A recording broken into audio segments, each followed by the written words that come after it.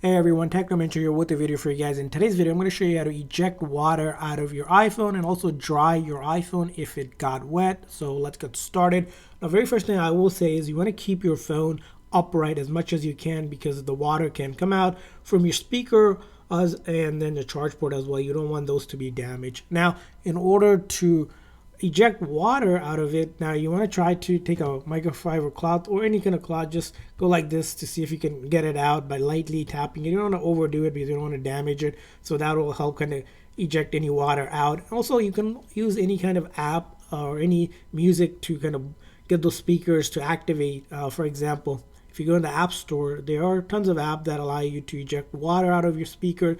Just go to the App Store in the search page, search like water eject, and then there are apps that do it. For example, this is one of the apps. Of course, you can use any app. So I have this one downloaded called Water Eject, and let's go ahead and try it out. As you can see here, this is the app. So we're gonna go ahead and open it up.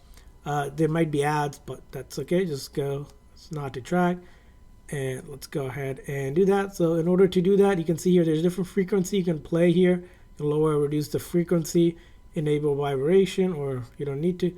And as you can see here, what's happening right now, it's vibrating the phone. You can't hear it, but it's basically working to eject any of that water out slowly from the phone. And during this process, you can keep it upright as well and let it go ahead and do that eject process.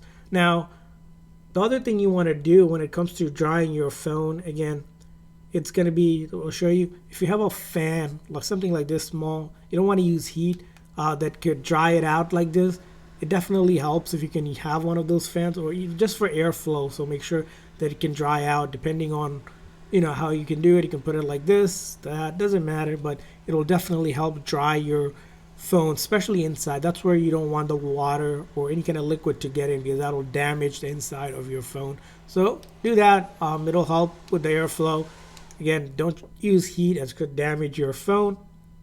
And so let's go. This is going through, and you want to keep on doing it multiple times till you'll know. And then the other thing you want to do when it comes to any water or liquid is you want to turn off your phone and just leave it for at least 24 hours to 48 hours, somewhere between that. So if you can go ahead and turn it off, like for example, holding the volume up and the side button, you can do that, or you can just simply go ahead. Let's unlock this from the top on the new version. You can just tap on that, turn off, and then slide to turn it off.